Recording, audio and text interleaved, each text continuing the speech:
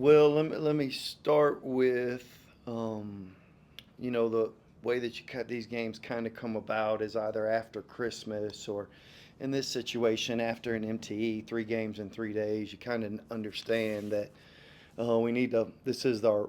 We play one non-D1 every year. This is a time. Way that this happened was Marty Gross, who's the assistant head coach over there. He and I were at Rice together, and I was making $161 a month to work at Rice. I made $2,000 stipend for the year. In order to get it, I had to paint 1,261 steps twice with white paint. And Marty Gross bought me lunch every single day at Chick-fil-A, like premium lunches here. This wasn't like four tacos for 99 cents kind of stuff. And just really helped out me. And when he told me that they were looking for a game, I'm really glad it fit. You worry sometimes about how your players approach a game like this. I thought we approached it well. To be honest with you, we experimented the first 15 minutes with a formation and wasn't really trying to execute things that we had practiced. We kind of practiced. We had a 1 day prep, so we kind of only practiced this for a single day. Wanted to look at some things from a formation standpoint in order to organically be able to take advantage of when people deny KG and get post touches. And a very common set that I've actually been able to have some success with when I was at Oral Roberts. So kind of just looked into it after 15 minutes. I think it was a 6 or 8 point lead. We just wasn't getting the value, so we kind of went back to what we normally do. But I think strategically, from a defensive standpoint, we didn't really scheme this game. If you play a team like this, what you do, in my opinion, if you just want to win and win big, is you just switch 1 through 5 and you kind of just make those guys make plays and see if they don't have ability in order to do so. But didn't do that. Kind of changed pick and roll coverages at the 12-minute mark, and then the last 5 minutes we switched pick and roll coverages. But I thought our guys handled it well. I told them prior to the game that nobody was going to play more than that. Everybody's going to be around the 20ish mark. So KG at 24. KB at 23, Will at 21. Drake could go for days. He wasn't really under a minute restriction. So to get everybody to be able to, around that 20-minute mark after 3 games in 3 days, and I'm happy for Mike just being able to see the ball go in. Same with Brian. So. Can you kind of explain that formation you experimented with? Yeah, I mean it looks like a T, and so I think some people call it three across. It's just there's three with your big at the rim and kind of give your point guard a chance off of a rub at up high off of your four to attack an elbow, and then you're just gonna try to duck in wherever that big is. If Dre has a layup when he gets in the game, just because Will turns around and ducks in, and what you're really trying to do is look more high low. Michael, the opening play, goes left, ends up throwing it, and it's a turnover. But that's a little different simply because the pass to the post has to be a bounce pass. It's not an air pass. He throws an air pass, ends up being a turnover. But yeah, you're just trying to get those guards to play in space on people who go under, how people defend it. If they're back, you're going short roll with TJ and Jarrett and Dylan, and at the same time trying to get organic post touches. And then we can kind of just flow into something else. So it's really just a formation in order to get everybody away from the ball and see if we can't utilize the physicality of our bigs to get something for them or somebody going downhill. Who got the migraine chain tonight? Noah, just again, I thought his approach.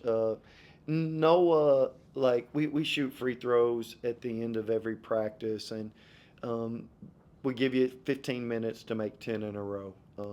He's usually doing push-ups at the end of 15 minutes. You can't do it. He's usually the only one in the gym.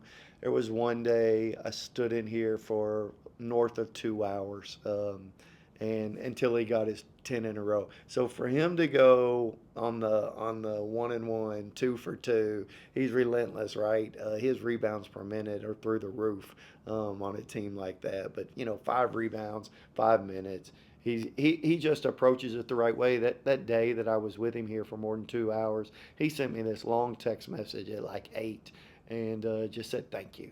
and you just appreciate people who, you know what, I'm not going to turn around and just stop because I didn't get it. Like, I'm going to keep fighting through.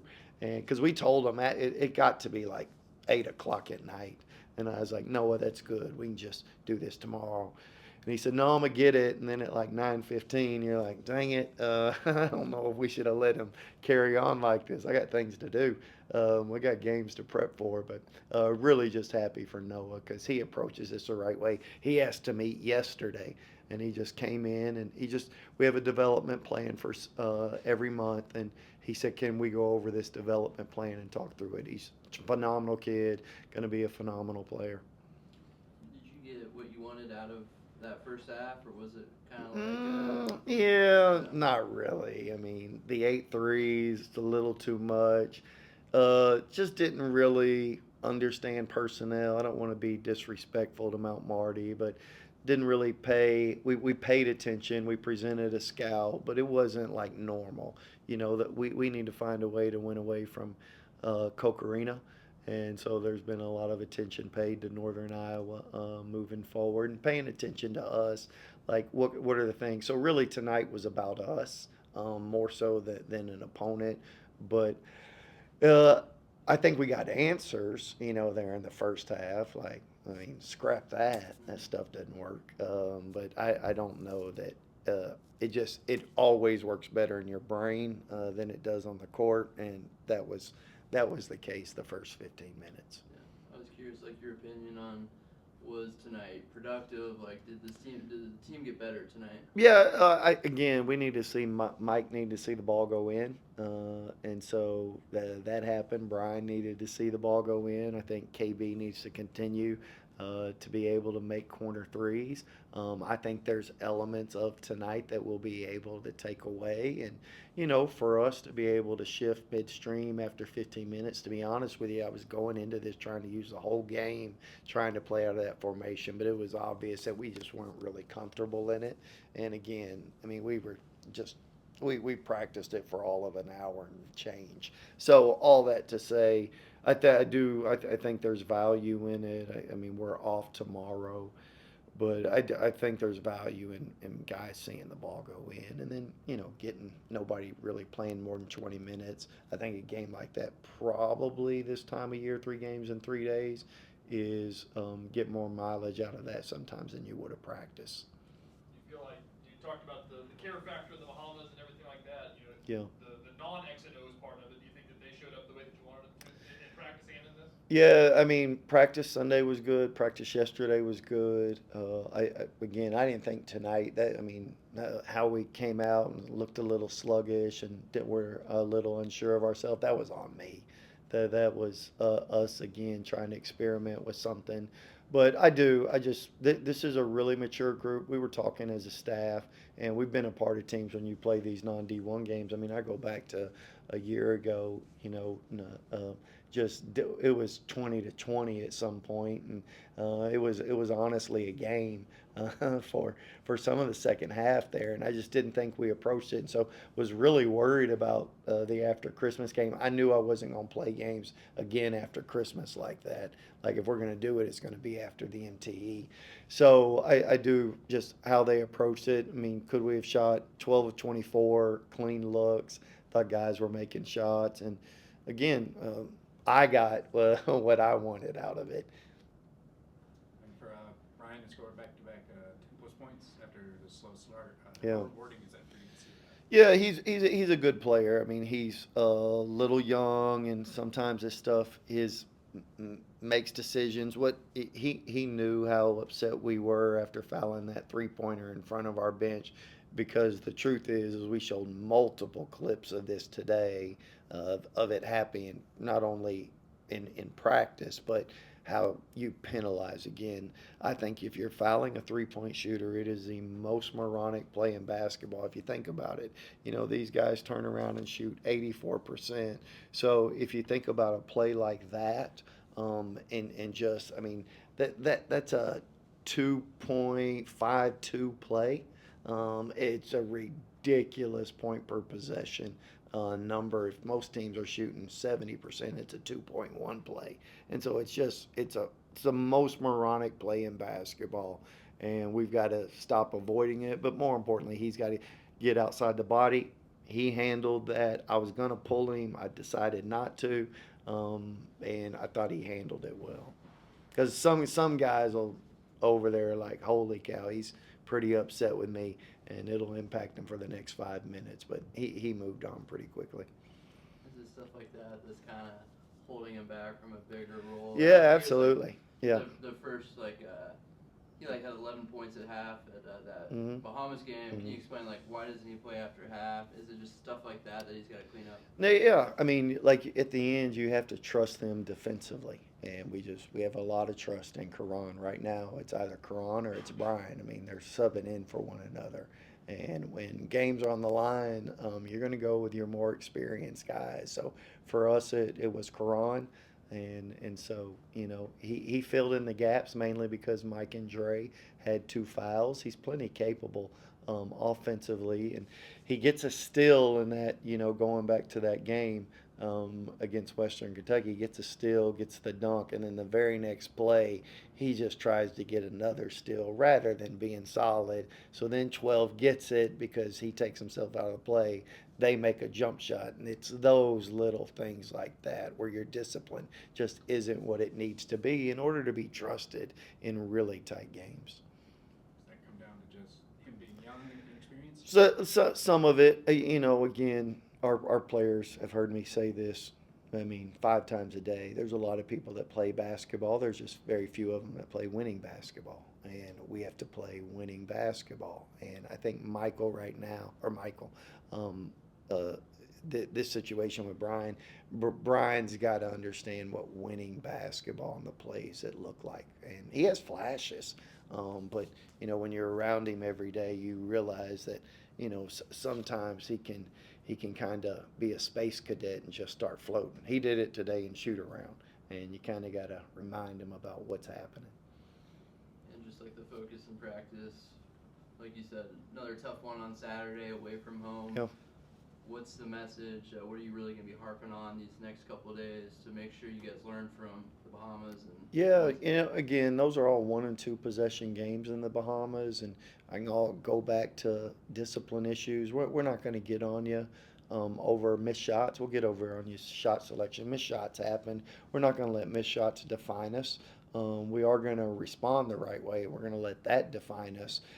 And so I just think that there's discipline issues and us not responding the right way when certain things happen that have to get answered. And if you look at the previous years, we played 4 games, either neutral or away. So that combination 3 during the month of November, 4 in the month of November last year. So this is kind of par for the course, and you got to learn from this stuff, and you got to move on pretty quickly. So it's understanding the value of every possession as we go into this Northern Iowa game. I guess what value can those 3 losses have down the stretch of the season?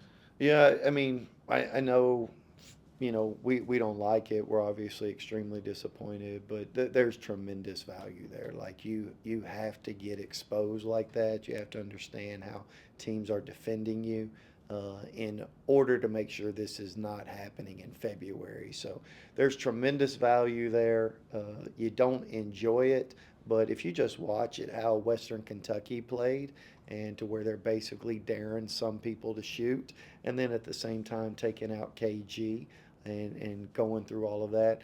Those are lessons you have to learn in November. I'm glad we got exposed like that because you can come back and learn. I wish we could have done it obviously through winning, but we that there's a ton of growth to be had. I went back and looked. In 2016, I was at Baylor and we won that tournament. And just talk to people. That following year, I remember watching the 7th place game. It was Purdue versus Arizona, and Purdue ends up beating Arizona to go 1-2 in the battle for Atlantis. And Purdue was a Sweet 16 team that year. They had 30 wins. Arizona was a 27-win team. If you go look at it, 3 of the 4 teams that went 0-3 there during that stretch, they were all NCAA teams. And you go back, and it's like there's value there if you'll learn from these experiences. So from us, some of it were systematic challenges. Some of it was our approach at Colorado State first half. So I think those things have been addressed, and we'll see how we respond when next time those things come up. You mentioned November as, a growth month. Is there a point in this month of December, maybe a game, week, whatever, that you want to see this point, this team reach a certain level? Yeah, absolutely. I mean, some of you may have seen the net rankings, and so you just understand that, man, we're getting quad 1 and quad 2 opportunities, and we need to capitalize on them. And so I kind of think of December as a precision month. Like, you have to be way more precise in defensive and offensive schemes, and there's plenty of Q1 and Q2 opportunities here moving forward. Anything else? Thanks, guys.